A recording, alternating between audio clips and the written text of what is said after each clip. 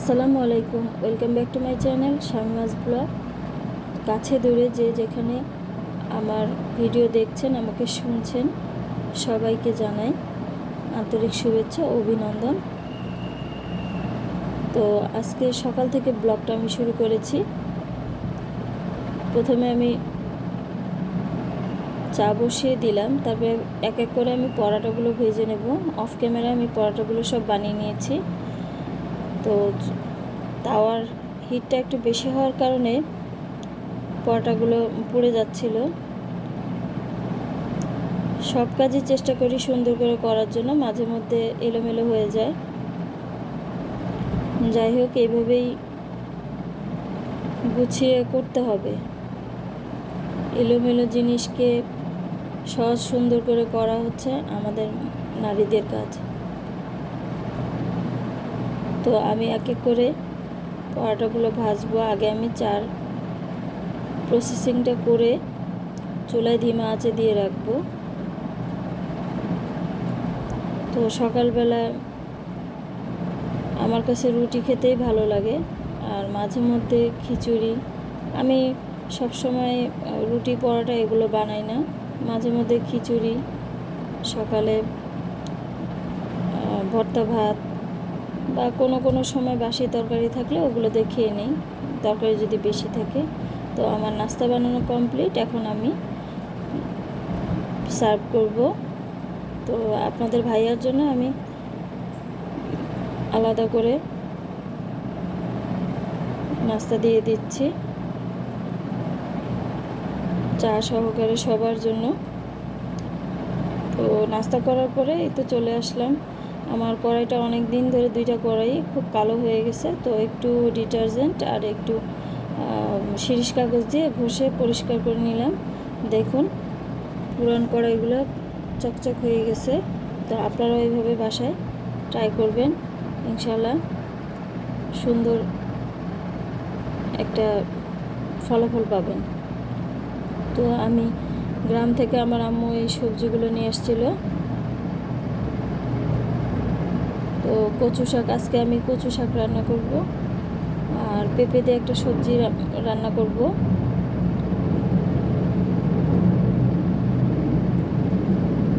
পেঁপের সাথে আমি আলু দেবো। আর এই যে মিষ্টি কুমড়া দেখছেন, এটা আমার 10-12 দিন হয়ে গেছে, আমার ফ্রিজে আছে। তো আমি এইভাবে কাপড়ের শপিং ব্যাগে করে মুড়িয়ে রেখে দেই, তাহলে অনেক দিন ভালো থাকে। আপনারা এটা ট্রাই করে দেখবেন, মিষ্টি কুমড়া অনেক দিন ভালো থাকে। যে কোনো সবজি আমি দেখেছি যে শপিং ব্যাগে যদি মুড়িয়ে রাখি, ওইটা বেশি ভালো থাকে সবজিগুলো। আর ফ্রেশ টমেটো, এগুলো ভালো থাকে।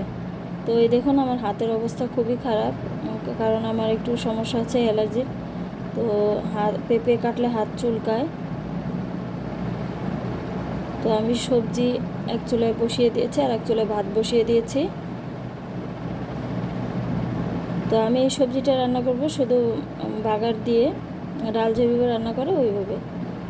এই সবজিটা খেতে খুব টেস্ট, ভাত দিয়েও খাওয়া যায়, আবার রুটি দিয়েও খাওয়া যায়, পরোটা দিয়ে, সব কিছু দিয়ে খাওয়া যায়, খুব মজা। একেবারে সিম্পল একটা রান্না। তো আরেকটা কড়াই চুলায় দিয়ে দিলাম বাগার দেওয়ার জন্য। তো আমি সবজিটা বাগার দিয়ে দেবো।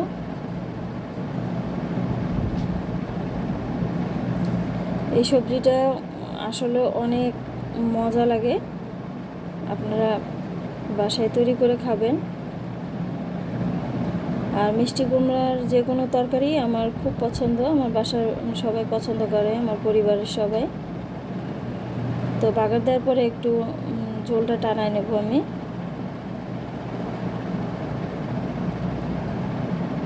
তো আমার মেয়ে বায়না করছে, ছোট মেয়ে, সে চিপস খাবে, আলুর চিপস। রান্না করতে করতে এরকম মাঝে মাঝে সে এসে বিভিন্ন বাহানা করে, তো আমার বানায় দেওয়া লাগে, কি করব, ছোট মানুষ।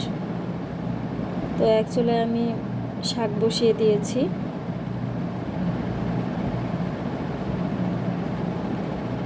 দেশের মানে গ্রামের যে কোনো জিনিসই টাটকা তরতাজা, খেতে খুবই সুস্বাদু হয়, আলহামদুলিল্লাহ। আমার আব্বু আম্মু যখনই গ্রামে যায় তখনই গ্রাম থেকে অনেক কিছু নিয়ে আসে আমাদের জন্য। আর আমার শ্বশুরবাড়ির এলাকা অনেক দূরে থাকার কারণে উত্তরবঙ্গ, তো সবজি সবসময় আনা যায় না, চাইলেও আনতে পারে না। তো আর এক চুলায় আমি এই মাছগুলো আমার আম্মু গ্রামের থেকে নিয়ে আসছে, তো আমি ভেজে নেব। এই মাছগুলো ভুনা করব। মাছগুলো খুবই টাটকা, তরতাজা, মনে হয় যে এখনই কাটা হয়েছে। তো আম্মু এগুলোকে কেটে পরিষ্কার করে নিয়ে আসছে, ফ্রিজে রাখা ছিল। তো গ্রামে এই বর্ষার দিনে বা বৃষ্টি বাদলের দিনে আমাদের ওইখানে ভেসাল বলে, ভেসালে এরকম তরতাজা মাছ পাওয়া যায়, খুবই মজা লাগে, মাছগুলো সুস্বাদু হয়।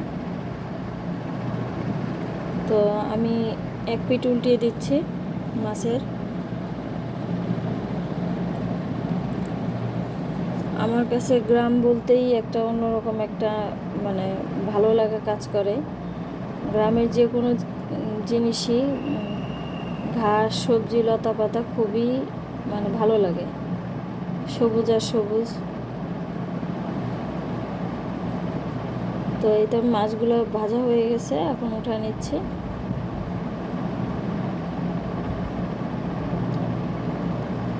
মাছগুলো ফ্রেশ থাকায় সুন্দর একটা স্মেল আসছিল মাছ দিয়ে। এখন আমি বাকি মাছগুলো ভেজে নেব। তো ভাজা হয়ে গেলে দেখেন আমার কচু শাকগুলো হয়ে গেছে, কচু শাক। তো আমি বাটিতে সার্ভ করে নিচ্ছি।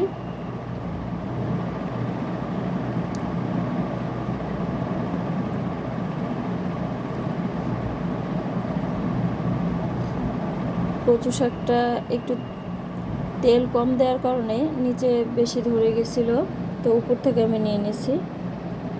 তো এখন কড়াইটা পরিষ্কার করে এই কড়াইয়ের মধ্যে আমি মাছটা ভুনা করব। এখন আমি ভুনার জন্য পেঁয়াজ দিয়ে দিলাম, আর একটু তেল দেব।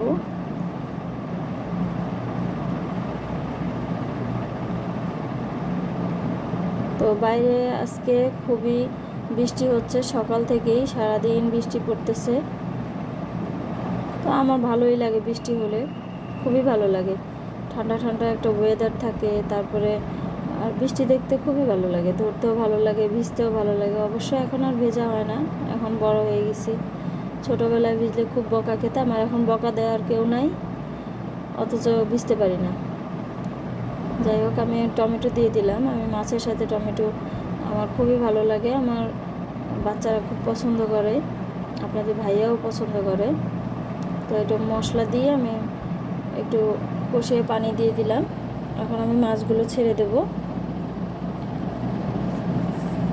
এই তো হয়ে গেছে আমার রান্না, এখন পরিবেশনের পালা।